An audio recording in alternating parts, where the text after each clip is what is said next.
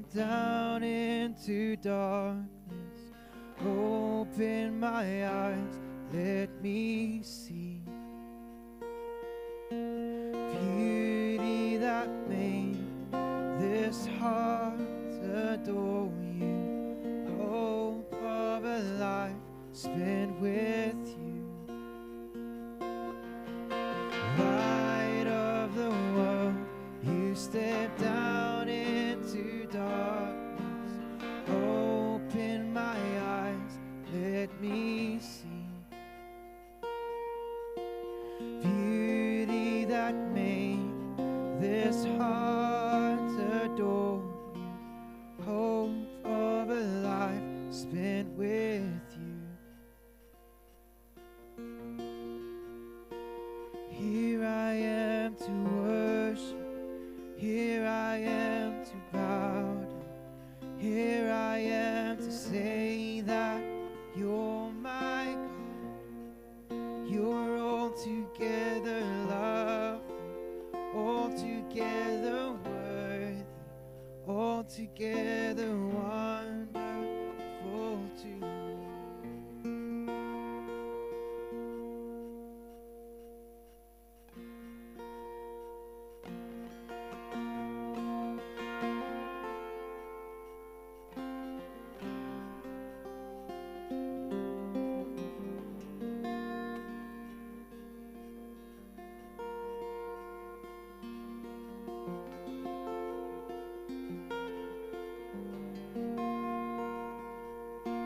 King of all days, oh so highly exalted, glorious in heaven above. Humbly you came to the earth you created, all full of sin became poor. Here I am to worship, here I am to bow down, here I am to say that you're my God, you're altogether lovely, altogether worthy, altogether wonderful to me. And I'll never know how much it costs to see my sin upon that cross, and I'll never know how much it costs to see my sin upon that cross. Good morning, everybody. Welcome. We are going to bring you some more chairs. We only expected just over 200, and so we do have some more chairs that are going to come from the classrooms. But there are some here that are not in the cheap seats, but the important seats up front. So please come and sit in the front. And maybe if the gents, there's some chairs here around these tables here. Why don't you grab them and just put them at the back? That'll be great. But we'll bring some more chairs in so that everyone can sit. Thanks. We'll get going in a few minutes.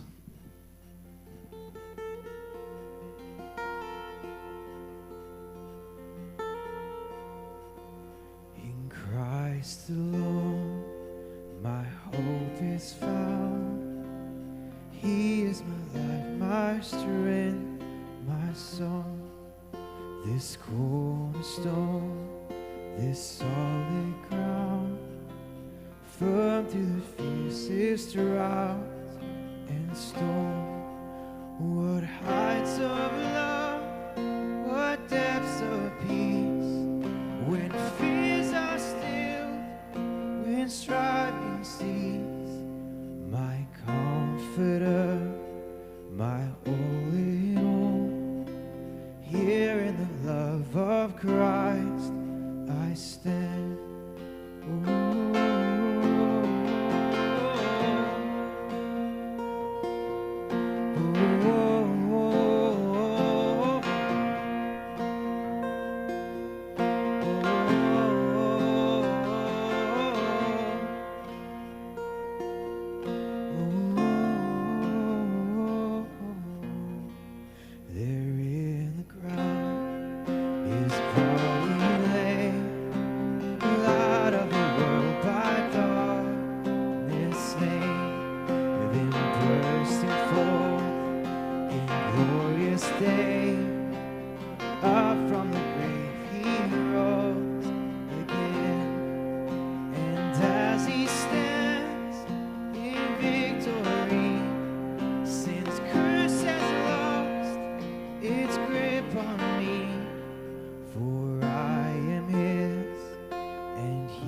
is mine, bought with the precious blood of Christ.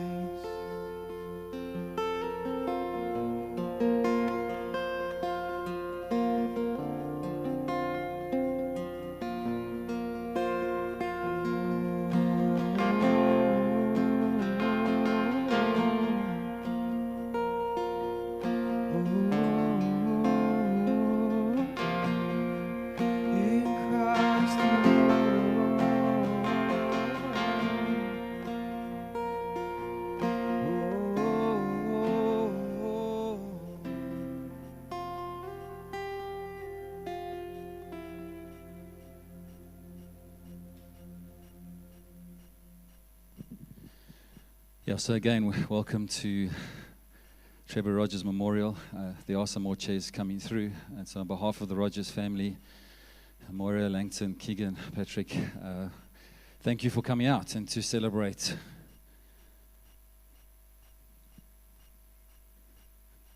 Trevor's life. The one thing I loved about Trevor was that he was real. He was authentic. You never got Trevor kind of trying to play the game. And that's why this morning is going to be raw, real, and authentic. And so you'll ask maybe your forgiveness for the emotion. Like I'm sure many of us are feeling. This certainly wasn't something that I kind of anticipated, and I don't think many did. Trevor was a friend to many of us. And so I often take my lead imperfectly from Jesus himself. And, Jesus said that, one of the shortest verses in the Bible in the book of John says Jesus wept. And so in many ways I give permission to all of us that we were able to weep. And this moment was when Lazarus, his friend, had died. And he had come through to the graveyard and had seen his sisters, Mary and Martha, and they were just absolutely distraught. And I've always asked myself the question, why did he weep? Because he knew he was going to raise him from the dead a few minutes later. But I think he realized the pain that death causes, the tearing and the difficulty and the trauma that happens, and especially within our relationships. And certainly humanity has lost one of its best. And I think the show of you being here, and I want to thank all of those who are online. There are many who are online as well watching this. And so the pain is real. The sense of loss is real. And we need to grieve well because, certainly I believe Trevor deserves it. And so like I say, I don't apologize for my tears and my emotions and just ask for your patience with myself personally. In my congregation, I'm known as the weeping pastor, so I cry often. And so this is pretty easy to cry about because of who Trevor is. And a couple of months ago, was at the office, and in fact, I'd got a text from Trevor, but he told me, and I know I've got a lot of Deloitte people. I don't want to say there's a lot of old faces because you might take that wrong, but there are a lot of old faces from my Deloitte days. And Anne had passed away, as many of you know, and he was quite upset about it. And he said to me, Gary, I want you to do my funeral. And I said, footsack, you're going nowhere. But just like Trevor to get the last word in, right? So, he always kind of had that way of kind of leaving you in the last word. And I love this picture of him. He sent it to me some months ago. That's Trevor doing the Mr. T impression. He actually did quite a good one as far as I can tell. And but it's just that glint in his eye. And whenever you were with him, you always walked away just feeling encouraged and wind blown into your sails. And he's certainly going to be missed as far as that's concerned. And Trevor would lovingly roast you as his friend, and you would walk away and feel good about it. That's who he was. I remember in the Deloitte days that he had taken this bet with one of the ladies in the office that he would run a marathon, I think it was. It might have been a half marathon, but let's go with a marathon. And on the 31st of December, he woke up realizing he hadn't run this marathon. So at 6 o'clock on the 31st of December, he put his running shoes on, had done no training, and he finished his marathon at... Hey, Trevor, you remember that? I think at like 11:30 that evening, but he could say that he won the bet. And I heard, just some of the guys, Dave Oliveira and others, talking about the Movember and how he would had the competitive advantage because of all the friends he had to raise money for it. But that was Trevor for you, I know he couldn't walk the next day, but he won the bet. Trevor relentlessly pursued connection. I think the fact that we love to see how many people have come through for him. And I remember in my Deloitte days again, he would keep in contact with everybody. I mean, when I posted online, what was interesting was, and I don't know if the gentleman is online, his name's Bill Fraser, but Bill commented on my post and he said, Trevor miscalled me. I think it's in Minnesota in the US, and he miscalled me. And we became friends online. I've never met him face to face, but we both have a love for cars. I think he loved the English cars, UK cars, and Trevor loved the Italian cars, as you know, Alfa Romeo, which I'll get into in a moment. But what I loved about that story is that's who Trevor was. You miscall somebody and he becomes a lifelong friend, and that's who Trevor was. But in those days, I remember him saying to me, he had called up somebody who had left the tax department, been a couple of years, and he said, why aren't you keeping in contact with these people? I said, I'm too busy. And he said, Gary, you're never too busy to contact people and find out how they're doing. And I learned a lot from him in terms of that. He's keeping in contact was astounding, and we can see by how many people have come out this morning. I'm certainly going to miss his texts when we're going to do our next breakfast. It wasn't long ago, Sevi and myself and Nick were sitting there around the table at Johannesburg Country Club having a breakfast and ragging each other. And I know Patrick as well, as many breakfasts as we've had. John, not too long ago, popped in for a breakfast. And as you know, Trevor was a Alfa Romeo enthusiast. I love that picture of him. I know he's not kissing the car, but he might as well have been, because that's what he did. And I remember my first day in the tax department. I was driving, because I stayed in Four Ways area, and I was driving on the highway, came off with the Woodmead entrance, and I saw this guy in his Alfa Romeo reading the newspaper in the traffic. And I thought, who is this guy? And then I realized it was my boss, and kept quiet about it until some years later before I ragged him. But that's who Trevor was. When I just got married, and we bought a car, and there was a problem with the car. We took it in, and I was going to take my wife off to Pretoria because she was working in Pretoria, and filling up my other car, and the tank was just leaking petrol. Trevor came all the way from the office, picked us up. I took him back to the office, and he lent me his car for the next few days. So I got to drive one of those, and I don't know how many of you guys got to drive his prized possessions, but it was quite an experience. Not saying that I wanted to do it again, but anyway, I think many of you know that. My daughter, last year, matriculated, and we had these cars set up, as you know, with these matric dancers now. What a crazy thing, but they all come up with these fancy cars, and we had these cars organized, and then they fell through. And my wife said, what about Trevor? So I called Trevor up, and literally on that day, drove all the way from West Rand all the way through to Indaba Hotel, let me drive my daughter up to the front, and that's who Trevor was. And then I don't know if you can see, but I don't think it was his Alpha, but he drove down to East London trying to get the least amount of liters per kilometer at 80 k's an hour. Now, I don't know about you, but I'm a beam you up, Scotty. I mean, I want to get to a holiday. I want to get there. I don't want to, but Trevor loved the journey, as I know he journeyed with many of us. But yeah, to do a petrol consumption at 80 k's an hour down to East London, I don't know, you've got to be special. And certainly Trevor was that. Trevor helped so many people. Online, just hearing of people contacting me that we were, at Deloitte together. I know Mitz in particular, she called up and she said, no, Trevor did this for me, and I know you're online now, Mitz, in the Netherlands. And, Trevor was amazing in this, where I'd worked in the tax department for a few years, and then I said, actually, I want to go overseas. And he made sure it happened, and I went to Boston just in time, went back to audit, and, went back to my roots in the auditing profession, and was there for 8 months, and really enjoyed my time there. But Trevor knew that was going to be tough on him, because he had somebody who was a manager in his department, but he was so selfless that he allowed us to do those things, and not only allowed us, but actually helped us do that. And even my current job, I'm supplementing my income. I might pastor this church, but supplementing my income, and lost the contract that I had at Sun International over COVID. As you know, that industry got smashed. And Trevor got my details through. I don't know if Suzanne is here, but I'd said to Suzanne, I'd just done the wedding for Mark and Suzanne, and she she took my CV and gave it to Trevor. Now you can imagine, he was not happy that he received my CV from somebody else. But within moments, I had a call, and John and Nelson, I was online and got the job. And so he did say that he prostituted his soul for me to get it, but that's Trevor, and that was a comment that he often made to his friends. Trevor spoke about you guys a lot, and I know we didn't meet and spend a lot of time together, but he talked about you guys, his boys, so often, and I know he was so proud of you, and so just know that he loved you.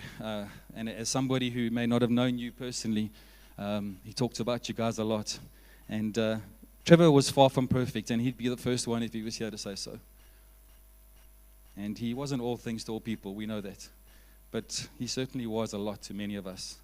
And so we are going to miss him. And I'm sure many of us ask this question, why? And maybe, why God? In the same sentence. I think what's helpful is that Jesus himself said, my God, why have you forsaken me?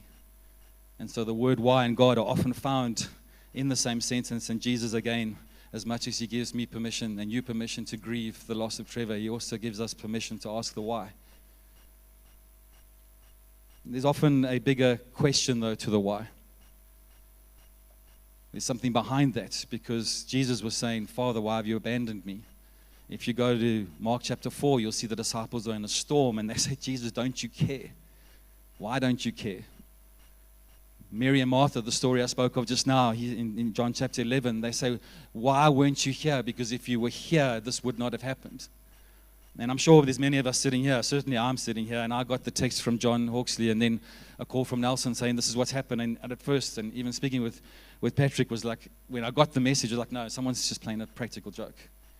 Why are you saying that? No, this is not true. Where were you, God? Don't you care? Because I'm feeling pain right now, and have you abandoned us? And I'm pretty sure many of us, and especially the family and the boys, are asking that question. God, where were you in that moment? Because if you were there, you could have saved Trevor. Maybe if somebody was there, like a few years ago when he struggled with a heart condition, you could have stopped this, Lord. Why weren't you there? But what I want to encourage you as a family, is in this process, and my exhortation to you is, I find that the only comfort when you're asking the why comes with the who. Ask the why with the who. The who, his name is Jesus. Because often what happens is we get an incorrect understanding of who he is, and then when bad things happen and we have these circumstances and this trauma that we fall into, the weight of it crushes us and we get disillusioned with God, and then we break our connection with God rather than actually run to him, who is our strong tower. Now, I wish I could stand here and give you guys the answers why. If I was, I'd be God. And God is knowable, but he's unfathomable. And there's mysteries this side of eternity that we'll never know. And then when we get to heaven and we ask God, why did this happen? It won't matter anymore. But the point is there's mysteries this side of eternity that we're happy with. That light is both a wave and yet it's particles as well. And yet we're happy to accept that. But we're not necessarily happy to accept the mysteries that are around us this side of eternity. And if you're anything like me, your questioning often goes, well, God, if you're all powerful and all loving, then why did you not intervene here? Because it either means that if you're good and you're powerful, then if you're good, then maybe you weren't powerful enough to stop this. Or maybe you're powerful, but then you're not good because you didn't intervene on Trevor's behalf, and you start to blame God. But what I found is when you take a step back and you get perspective, and when you look at this, and I know there's these crazy flat earthers, but you just got to say to these crazy flat earthers, why don't you get in a spaceship and go out and get perspective, and you'll see that the earth is round. And so I know from that perspective is that when we zoom out, we start to see scriptures like this where it says, what then shall we say of these things? If God is for us, who can be against us? He who did not spare his own son, but gave him up for all of us, how will he not also with him graciously give us all things? Or for God so loved the world that he gave his only son. So the one thing we do know is that when we step back and we get perspective, it's not because God doesn't love us. Trevor's passing is not because God didn't love him or the family. When we stand back, we get that perspective. That all of this is that God gave His only Son. God gave His all. And so we know that we cannot accuse God of withholding anything from us and not loving us, because He's demonstrated that in Christ. Ephesians 4 says, but because of His great love for us, a God who is rich in mercy made us alive in Christ, even when we were dead in transgressions, for it is by grace that you've been saved through faith. And so it's a simple invitation by Jesus, even in this moment, to build connection with Him and to ask Him the why in those moments. You know, I know that Trevor was so looking forward to retirement. He sent me this pic a few weeks ago. It's like, where are you? No, I'm in East London. And you can see there's a coffee mug on the bottom there. There was a bird. I've kind of blurred it out a bit, but that bird had a fish, and he took a whole bunch of photographs. But what was amazing was, if you look at that picture on the right with his coffee cup, it almost looks like Jesus on the horizon with the cross. And I only noticed that while I was preparing yesterday. And so I know that Jesus was with Trevor in the moment that he passed into eternity.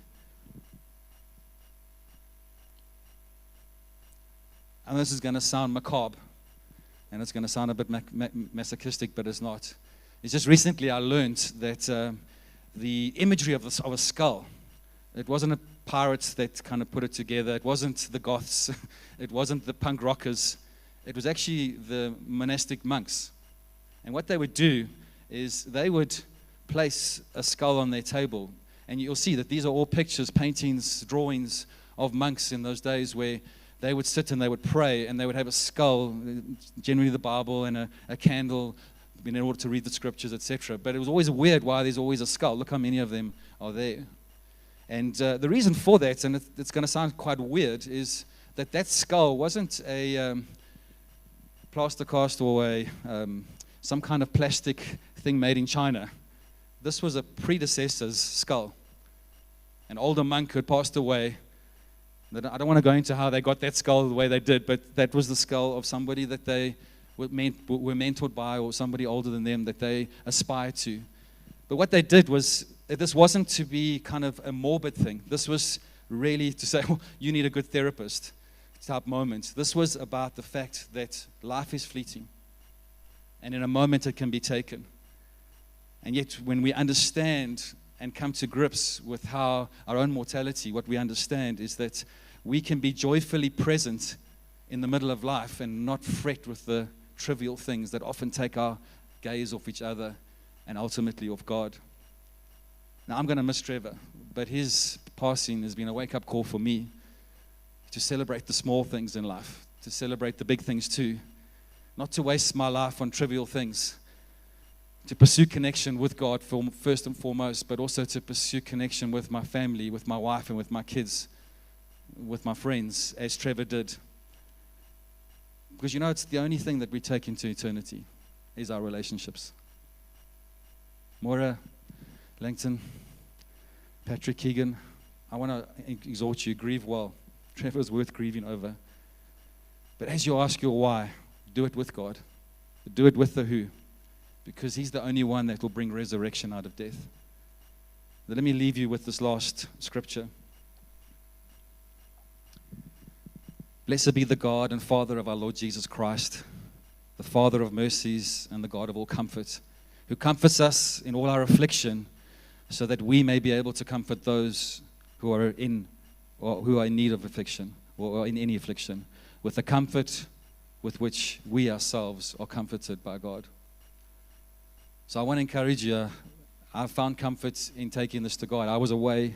I was in the Drakensberg, and just walking in the mountains and saying, God, sure, this is tough. Even this morning, every time I saw somebody I knew, I just started to weep. But I thank God for Trevor, because he's left a legacy in each one of you as his sons. But he's also left a legacy, certainly in me and in many of us here. And so until we meet again, Trevor, you know, you were gone too soon and never got to say goodbye.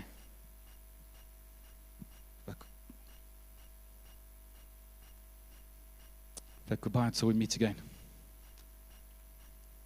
Thank you for listening. We're going to do a hymn, and if I could ask you to be upstanding, it would be helpful. Dale's going to lead us in this hymn.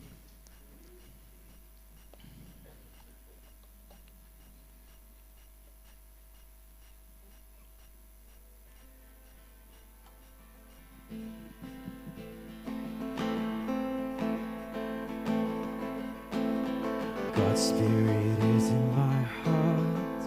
He has called me and set me apart. This is what I have to do, what I have to do. He sent me to give the good news to the poor. Tell prisoners that they are prisoners no more. Tell blind people that they can see. And set the downtrodden free. And go tell everyone the news that the kingdom of God has come. And go tell everyone the news that God's kingdom has come.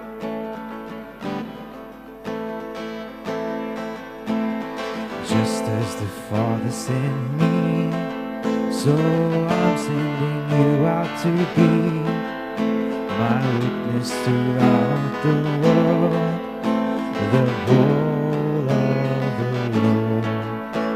He sent me to give the good news to the poor. Tell prisoners that they are prisoners no more. Tell blind people that they can see. And set the downtrodden free. And go tell everyone the news that the kingdom of God has come. And go tell everyone the news that God's kingdom has come. Don't worry what you must say. Don't worry because on that day God's Spirit will work in your heart, will speak in your heart. He sent me to give the good news to the poor. Tell prisoners that they are prisoners no more. Tell blind people that they can see. And set the downtrodden free. And go tell everyone the news that the kingdom of God has come. And go tell everyone the news that God's kingdom has come. The news that God's kingdom has come.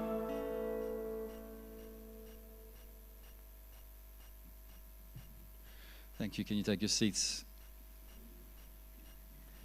We're going to do a scripture reading now. So I'll do that one.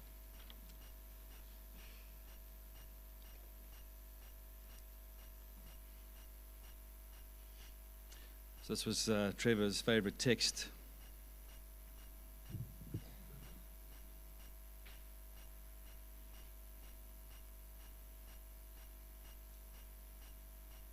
It reads as follows: I am the true vine, and my Father is the gardener.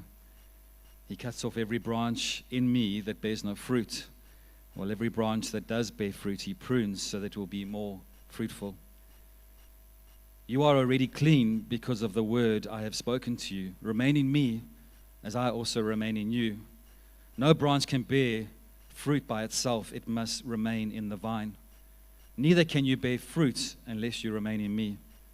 I am the vine. You are the branches. If you remain in me and I in you, you will bear much fruit. Apart from me, you can do nothing. If you do not remain in me, you are like a branch that is thrown away and withers. Such branches are picked up and thrown into the fire and burned. But if you remain in me and my words remain in you, ask whatever you wish and it will be done for you. This is to my Father's glory, that you bear much fruit, showing yourselves to be my disciples. As the Father has loved me, so I have loved you. Now remain in my love. If you keep my commands, you will remain in my love, just as I have kept my Father's commands and remain in his love. I have told you this so that my joy may be in you and that your joy may be complete. My command is this: love each other as I have loved you. Greater love has no one than this, to lay down one's life for one's friends. You are my friends if you do what I command. Wasn't Trevor just the epitome of that? I no longer call you servants, because a servant does not know his master's business. Instead, I have called you friends. For everything that I have learned from my Father, I have made known to you. You did not choose me, but I chose you and appointed you so that you might go and bear fruit that will last. And so whatever you ask in my name, the Father will give you. This is my command. Love one another. We're going to have the family come now and just give their respects and talk about Trevor. I don't know who's going to come up first. Langton, are you up first?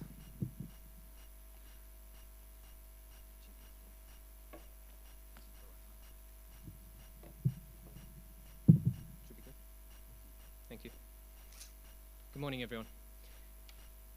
For those who don't know me, my name is Langton Rogers. I am Trevor's oldest son. And before I get started, I would just like to say, first of all, a very big thank you to Gary and Paul and Dale and the rest of the team. They have done an exceptional job. Everything that you have seen here today, from the live stream, the flowers, the pamphlets, the catering, the coffee, everything has been through their organization, and we really thank you for the pressure that has taken off of us over the course of the last week. Also, to everyone who is here today, the 112 people that are online, every single person who sent a WhatsApp or a call, who sent food, who visited, who said a prayer for us, who cried for us this past week, the support means more than you guys could ever know. Please continue. It's going to be a tough road ahead for us, and we really appreciate all of the support. So thank you very much. On the 31st of May in 1958 in Randfontein, Trevor Allen Rogers was born to Shirley Eels and Francis Rogers. Trevor was the youngest of 3 children. His 2 older siblings, Pamela and Lynette, doted on the young Trev, sometimes lifting him up 2 stories in a bucket with a primitive pulley system. Trevor's mom, Shirley, was a nurse, and his dad, Francis, was a manager on a mine. 60 years ago, yesterday, with my dad just 4 years old, his dad, who was part of a rudimentary fire squad on the mine, attempted to fight a fire in the mine shaft. After hours of fighting, and with no relief firefighters available, Francis made a decision that echoes to this day, and, I believe, defined the way that my dad would approach life. Francis ordered his team to stand down and take relief. He would continue fighting the fire by himself. By putting his team's well-being above his own, he perished a short while later, once his team was safely above ground. Shirley moved her family to East London to get help in raising her young family.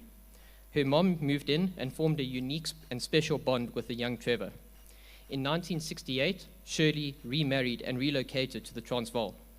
Trevor stayed in East London with his gran to complete his schooling at De La Salle College, where he matriculated in 1975.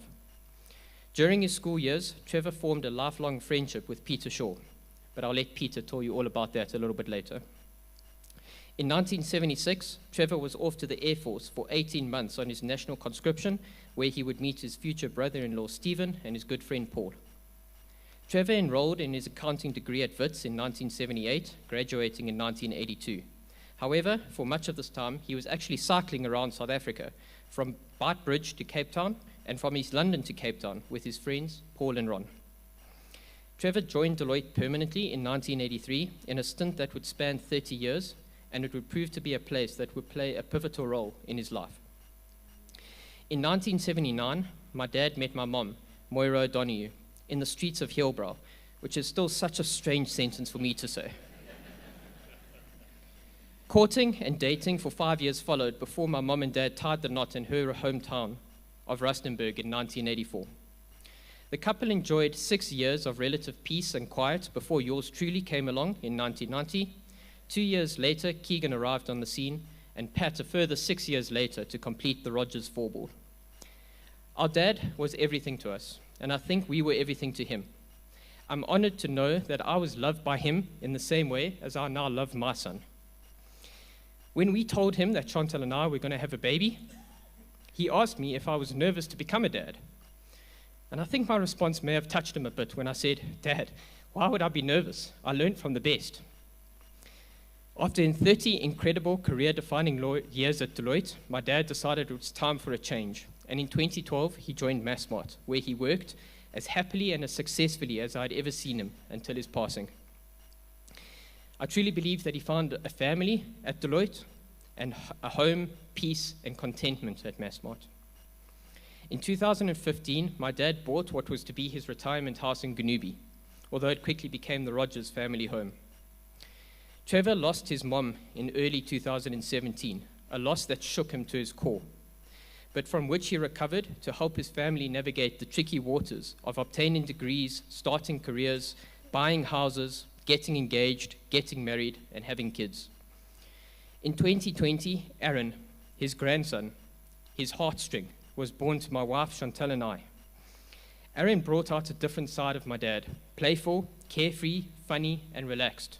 Certainly a side that I had not seen in him for a long time.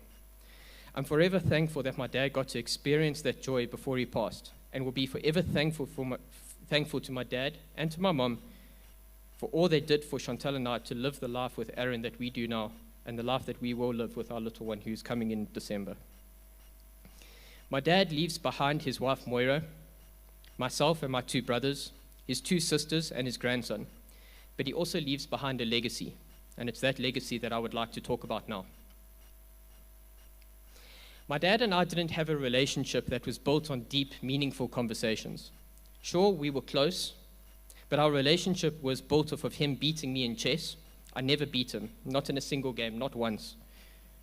Him scolding me for throwing my golf clubs, him trying to teach me how to tie fishing knots, and me failing to tie these knots. And most recently, over the last 3 years, and memories that are very dear to me now, time spent fixing up my house that we bought in 2019. But there was one conversation that I will remember forever, and that shaped my understanding of who my dad was. On one of our long midnight trips to East London years ago, he told me that he had been put on this earth with a duty, a mission to help people. On that trip, we spent many kilometers talking about how he had been blessed with the ability, the resources, the time, and the opportunity to assist those in less than fortunate circumstances, to offer his help where required. I doubt he arrived at this moment in a moment of epiphany, or this realization in a moment of epiphany, but rather through years of experience, gradual realization, and the fact that he was actually just one big softie with the inability to look the other way. Personally, I also believe it was a lifelong salute to his father, who had put his team of firefighters before himself to serve a greater purpose. During a family lunch this week to honor my dad, my mom said that once Trevor knew his mission, the rest was easy. God enabled everything else to follow, to fall into place, to allow my dad the opportunity to live out his mission. A close friend of my dad summed it up perfectly this past week. My dad was an incredible listener, always giving you as much time as you needed, even with his phone buzzing away with that ridiculous cricket ringtone in the background. So he listened, and when he spoke, it was meaningful, measured, considered, relevant, powerful. He never tore you down. And when he was helping you, whether it was 5 minutes or 2 years later, you had everything that you needed to succeed, without ever realizing that he had built you up to what you needed. He empowered you. He was the greatest man, the best leader, the most incredible counselor, the most selfless person I've ever known. I take so much strength and so much pride from knowing that the father I knew, in the very literal sense of the word, was a father figure to dozens, perhaps hundreds of other people in their personal and professional lives. I could stand here and talk for hours about his individual acts of service, but I'm just going to tell you about one, the infamous Mr. T episode. For November in 2018, my dad decided to honor his work nickname, and he transformed his appearance to dress like the actor Mr. T, the star of the A-Team TV series in the 1980s, making himself look just ridiculous and thrusting himself under the limelight for a month, which was definitely not his comfort zone. Colleagues and friends, his network, his army, pledged 20,000 Rand in support of his efforts. In my grief last Saturday morning, I was really struggling with the fact that I knew that my dad could have slowed down years ago. He could have taken a step back from work. He could have stopped with his help to everyone. He could have saved his time and spent his money on himself, perhaps even moved to Ganubi, just to put himself first for once. I expressed these sentiments to a friend on a call last Saturday morning. Storm responded, "Langton, I didn't know your dad well or for very long.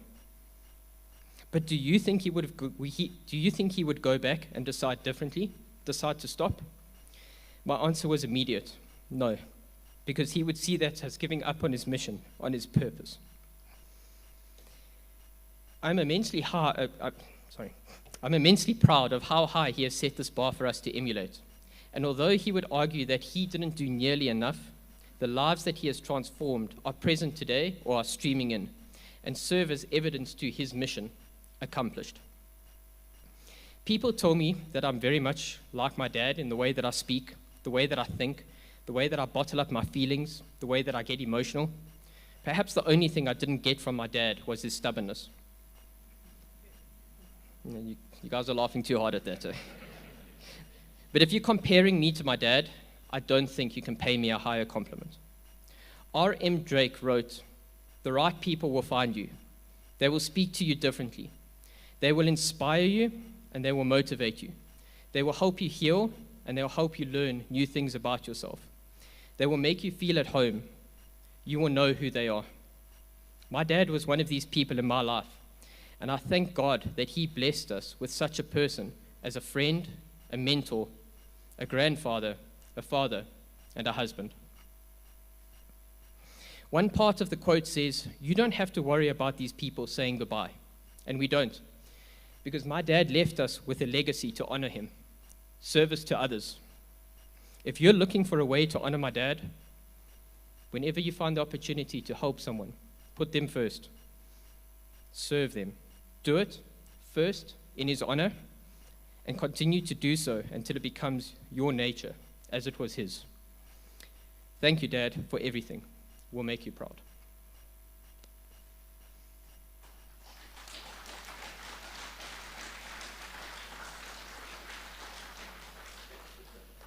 Who's up next? Peter.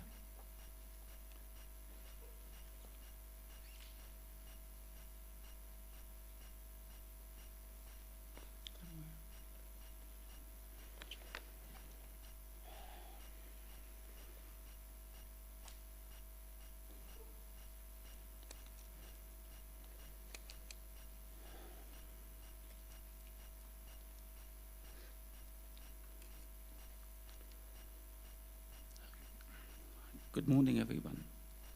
My name is Peter. Trevor was my closest friend for 50 years. This is very personal. I think that outside of his family, many of us felt that Trevor belonged particularly to us. I know that's how I felt. And I know it was a selfish indulgence. Trevor was so much more than this. In his quiet and unflappable ways, he was always so much more. He had an extraordinary way of making us all feel special. He had a kindness and a warmth that enveloped all of us. Wherever you found him, you found the people around him at ease and laughing, always laughing. Trevor lived a grounded and family-centered, honorable life, full of future goals and firsts. But recently in our conversations, he also began to speak about lasts. The last time that he spoke to his mother, the last time that he was strong enough to lift up his sons, and so on. And so, given that Trevor's thoughts had sometimes turned to this, I would like to share some of the lasts that I shared with my friend. I hope that my short vignettes will help you get a sense of the Trevor that I knew.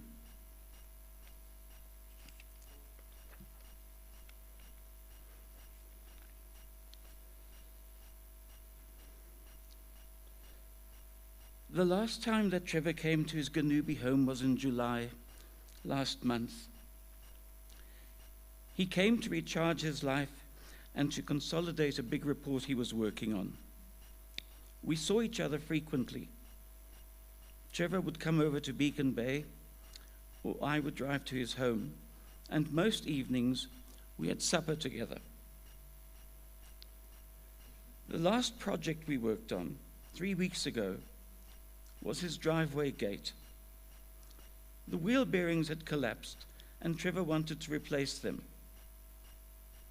However, we had previously spent quite a bit of time and effort making sure that the gates could not be lifted off its runners. So we had to solve this puzzle before we could get on to the job itself. Eventually, we did work something out, and an hour later, we had the new wheels in place. We then decided to test everything, and very successfully, we managed to rip out all the electrical wiring that was feeding the gate. Somebody had left a screwdriver in the framework.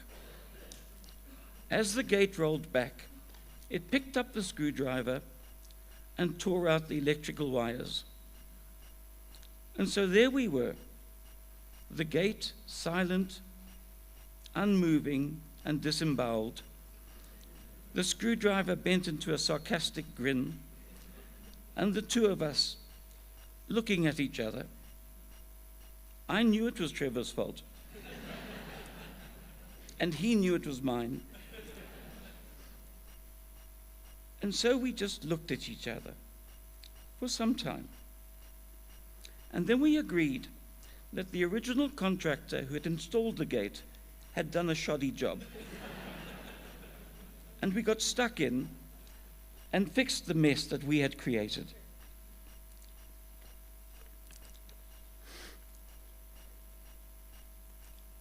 And that's how we worked together. In 50 years of friendship and working on stuff, lots of stuff, never did a crossword pass between us. It was a feature of our friendship. We never, ever argued.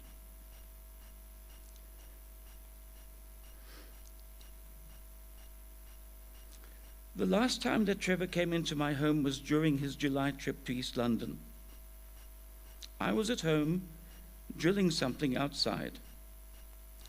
I came back into the house to fetch something, and there he was, standing in the kitchen, boiling the kettle, making himself a cup of soup. It was most likely beef and vegetable. And that was how he was when he was in East London. If he had a break between his many online Zoom meetings, he would jump into his car, drive over, feed himself, say hello, and then 10 or 15 minutes later, he would drive back to Ganubi to be in time for his next business call.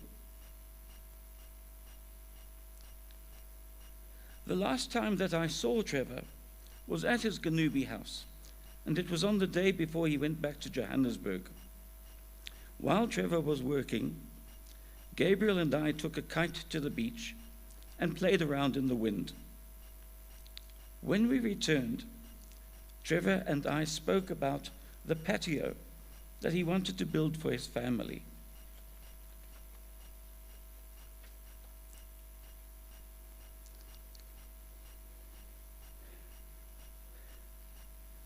He wanted a patio that would be large and spacious and sheltered from the east wind.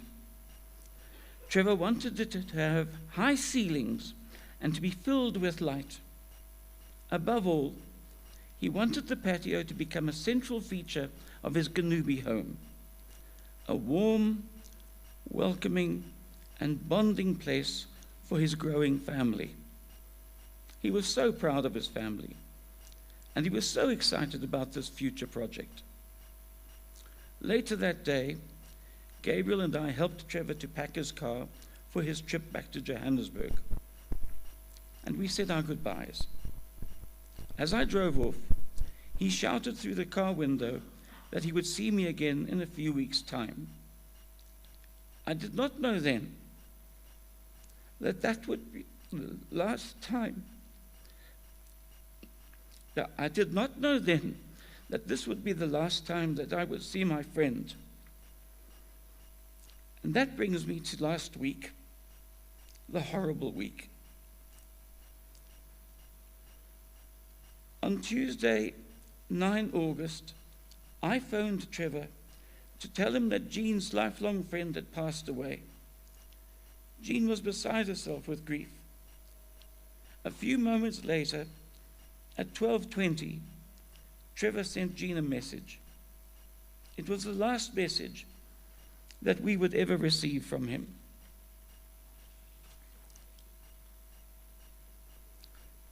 I would like to share that message. I hope, in passing it forward, Trevor's message might give his family and his many friends some comfort. Certainly, it will confirm the thoughtful caliber of the man that Trevor was. Trevor wrote, "Hi, Jean. My condolences on the passing of your dear and long-standing friend. I know your pain, having lost one of my closest friends to COVID. The only advice I can give is, every day, think of one of the fun times you had with her, of which there must be many. It was the best advice I received when my mom passed. It did help, and it helped when Zweli died too. 2 days later, at 6:33 on the morning of that terrible Thursday, I wrote a short email to Trevor. I did not know it would be the last email I would ever send to him, and I wish that the text was more profound, but it wasn't. I wrote this: Yep, summer is definitely on its way back. Suddenly it's getting lighter every morning. I love this time of day. Trevor loved early mornings, and he loved his summers at the beach. He was so looking forward to the December holidays. And then, at about 3 o'clock on that dreadful day, Keegan phoned me, and Trevor was gone. And that was it.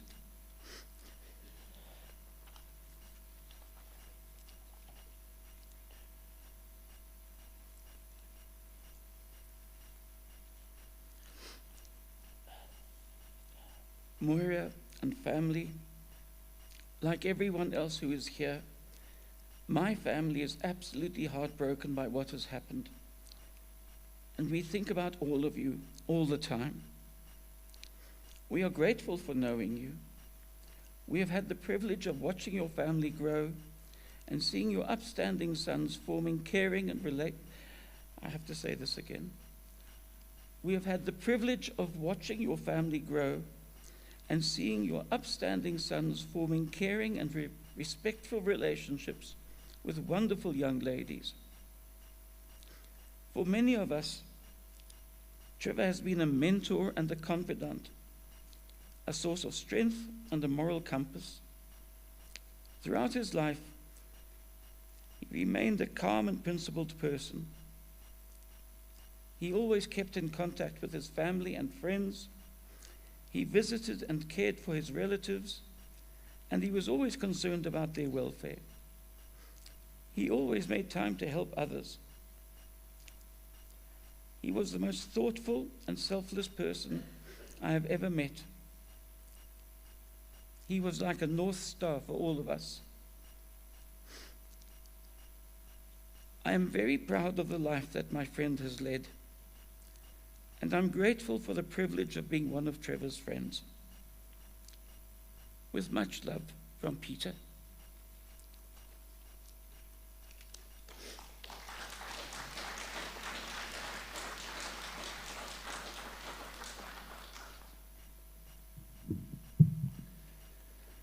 Patrick, will you come through?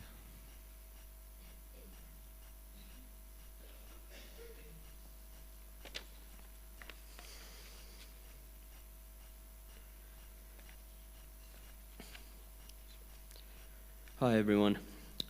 Apologies in advance for if I break down, but please bear with me as I stumble through what I anticipate will be the hardest few minutes of my life to this point.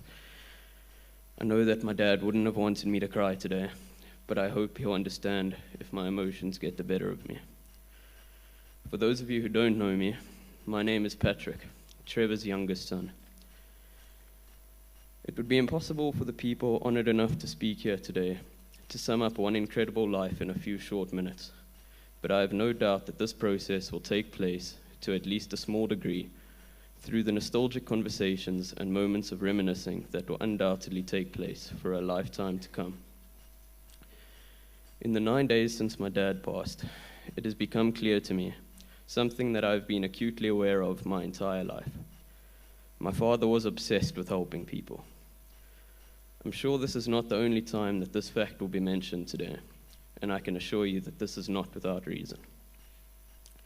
My dad was emotionally and almost physically unable to witness a person in need and not drop everything to help them. Something I'm sure that almost everyone here and watching from elsewhere can attest to, and likely experienced firsthand. Whether it was a broken fridge that needed repairing, a couch that needed moving, a house that needed painting, a traveler that needed a lift, a lawn that needed mowing, or a friend that needed a chat, Trevor was your guy. He would be there in a flash, the necessary tools in hand, and a determined look on his face. He would leave you with a repaired fridge or with your issue resolved, and often with a confused look on your face as a result of his completely unnecessary and unjustified self-criticism over the task performed. He was a man determined to help people, and for so many people here, his passing will leave us looking for our second choice handyman the next time we're in need. A huge part of my dad's heart belonged to the many dogs he loved throughout his life. Some of my fondest memories consist of my dad and my family taking our dog Shaka for walks at the park or on the beach. Shaka was my family's first German Shepherd, and the bond between my father and Shaka was beyond description. My dad took pride in talking about his companion and showing photos to friends, his favorite of which you may well be familiar with after it served as my dad's WhatsApp photo for the better part of a decade. When Shaka was put down in 2013, my dad, devastated and heartbroken, swore that he would never own another dog again in his life. Fast forward 1 year, and 2 German Shepherd puppies were once again wreaking havoc through the Rogers household. And within no time, Rooney, Pasha, and Trev were an inseparable trio who shared several unforgettable trips to East London together. This past week has also shown me the moments I took for granted. I'll always miss coming home from varsity, school, or wherever it was, and saying to my father my usual, "How's it, Dad?" To which he would respond without fail, "How are you, buddy?" I never liked being called buddy by anyone but my dad, and for as long as I can remember, it was always how my dad referred to my 2 brothers and myself. And today, I wish nothing more than being able to wrap my arms around my buddy and hear him say that everything is going to be okay. We're here today to celebrate my father's life, but his story is nowhere near complete. My dad was blessed to have by his side an incredible, strong, kind-hearted woman who he was fortunate enough to call his wife, and I am fortunate enough to call my mom.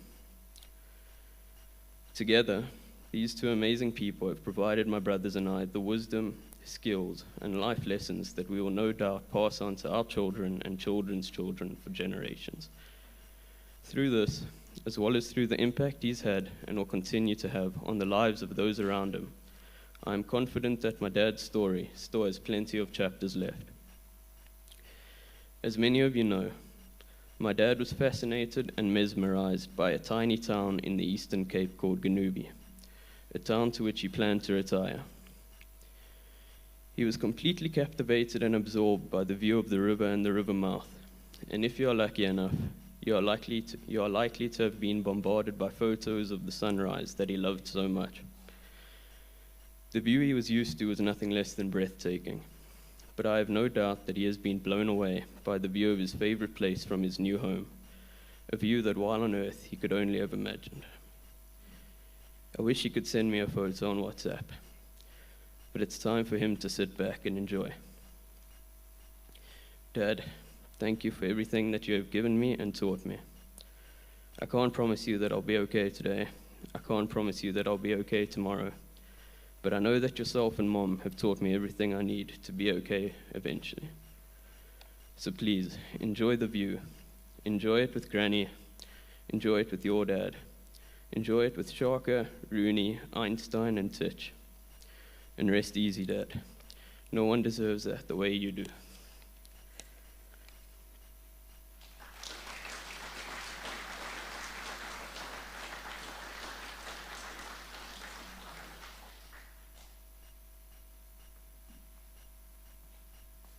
Ready, King? Come.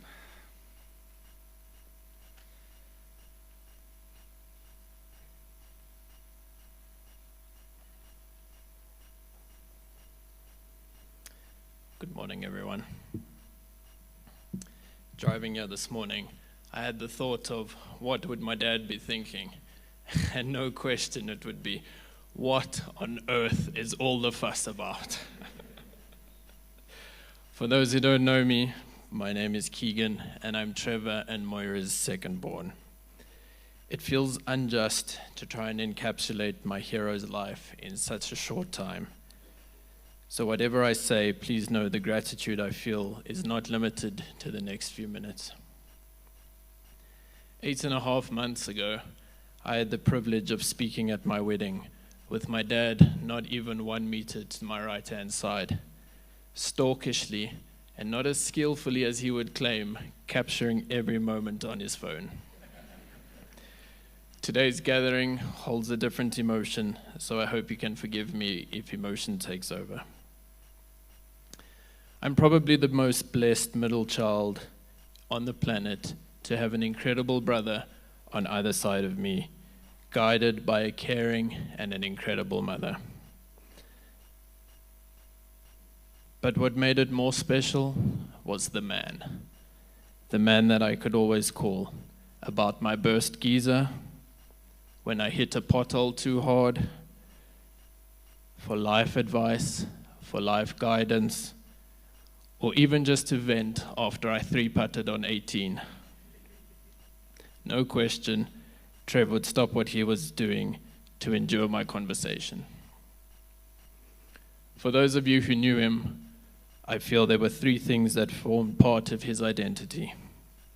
First of all, and I'm sure many of us know this, were his alphas and the epic road trips that he planned in these.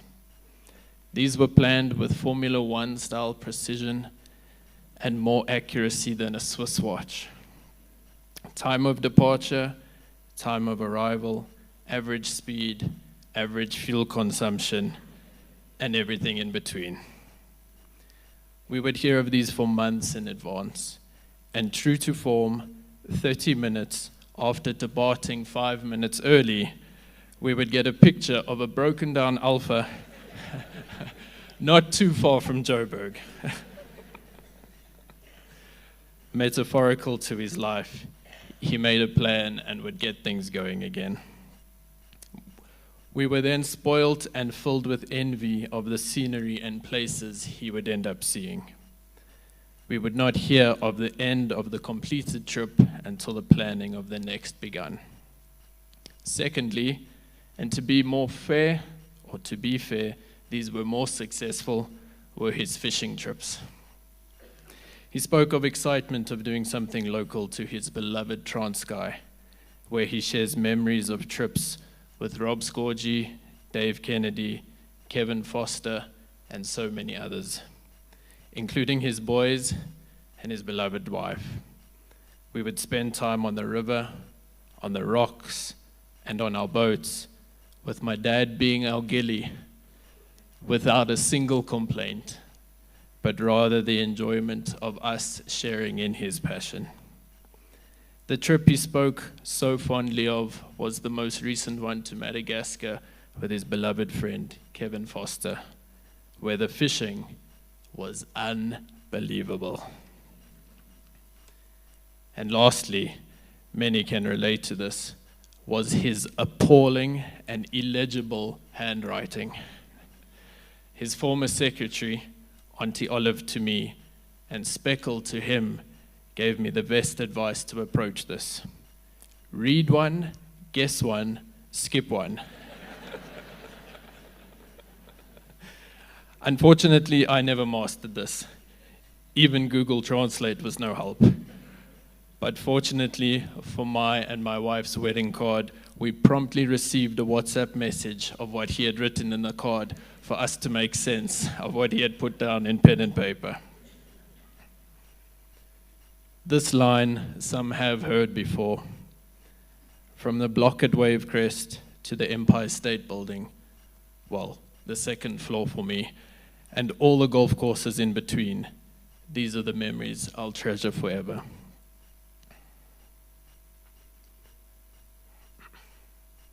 I always thought you were incredibly brave, and this last week has shown me how strong you were. The pain and hurt that I have felt for the last 9 days, you felt for 60 years. That being said, if your last 9 days have been anything like my last 29 years and 11 months, the memories, warmth, and embrace that you receive from your father give me great healing and great comfort. Again, from my wedding speech, 2 words that hold so much value. Thank you.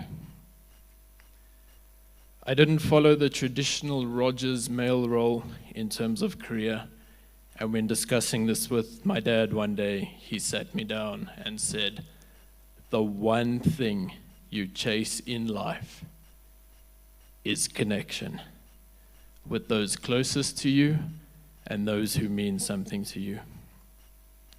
This is why I feel he impacted so many of us and why we are all here today. Influence, shaped, molded by the connection that Trevor Allen Rogers was able to create among so many. So if I may be so bold, I implore you to live out in my dad's honor that connection with those closest to you. Let the connection be all that we seek. One day, having lunch at Wavecrest, someone shared a story of my dad as a young boy, pointing up at the stars and said, "That's my daddy up there." Last week, Thursday evening, outside with my brothers, I looked up, saw the full moon. My dad also loved the full moon, and I saw the closest star. I stopped, I felt the breeze, and I said, "That's my daddy up there." Thank you, Dad, for all you did for me, my beautiful wife, my incredible mom, and my brothers. You leave a big, unfillable space in our life. It has been a privilege to spend my life with you. You left us too soon, but we gained a formidable angel. All right, old man, you get some rest, some well-deserved rest. And the rest of us will box on.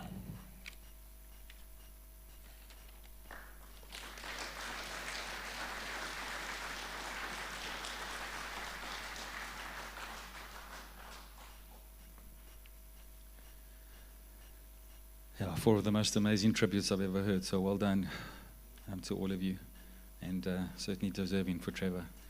We're going to show a video of a song that was one of Trevor's favorites, so sit back and enjoy and relax.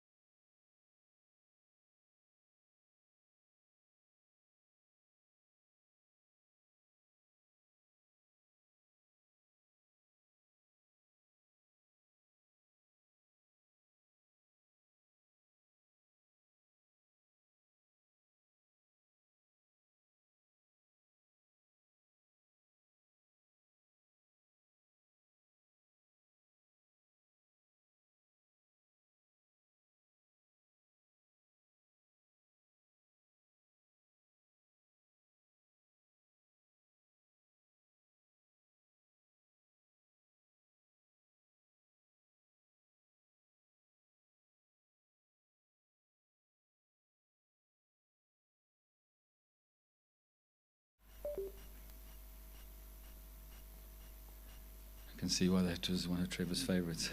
We're just going to have a quick look at a slideshow, just a part of Trevor's life. And yeah, again, sit back and enjoy the pictures of a favorite friend.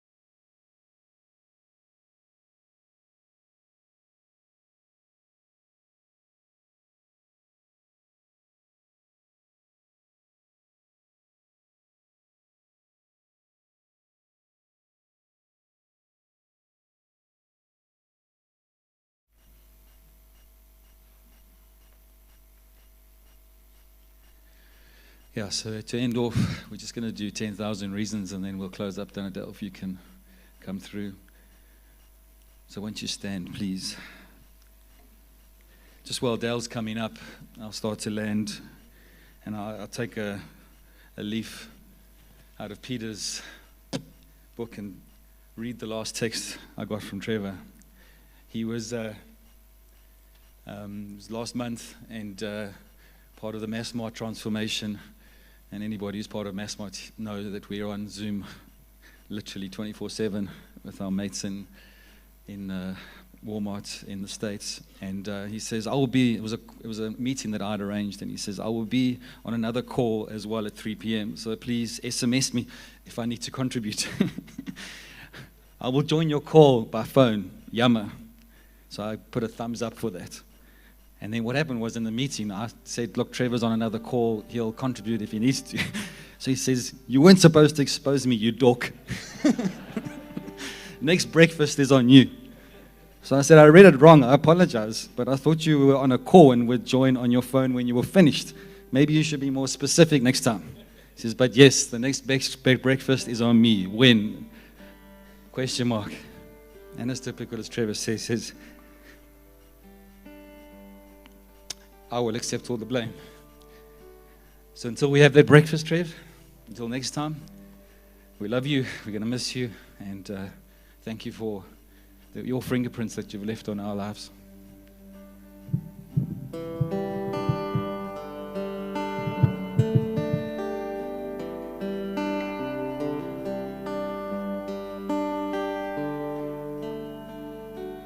Bless the Lord, oh my soul, oh my soul, worship His holy name, sing like never before, oh my soul, I worship Your holy name.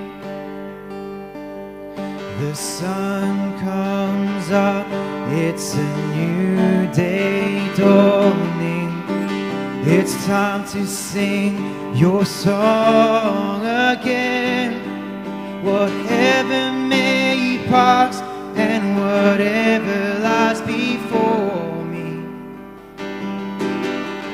let me be singing when the evening comes. Bless the Lord, oh my soul, oh my soul, worship His holy name, sing like never before, oh my soul, I worship Your holy name. You're rich in love and You're slow to anger. Your name is great and Your heart is kind. For all Your goodness I will keep on singing. 10,000 reasons for my heart to find. Bless the Lord, oh my soul, oh my soul, worship His holy name, sing like never before, oh my soul, I worship Your holy name.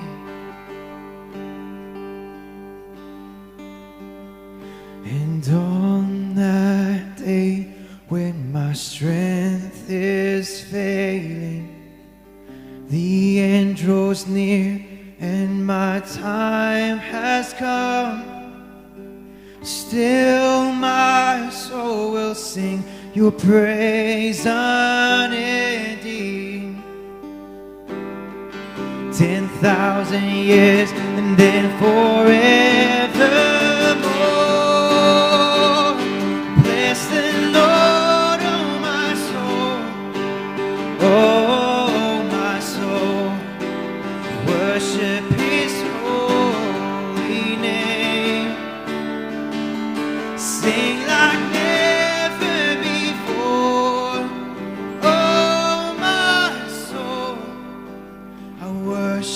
your holy name.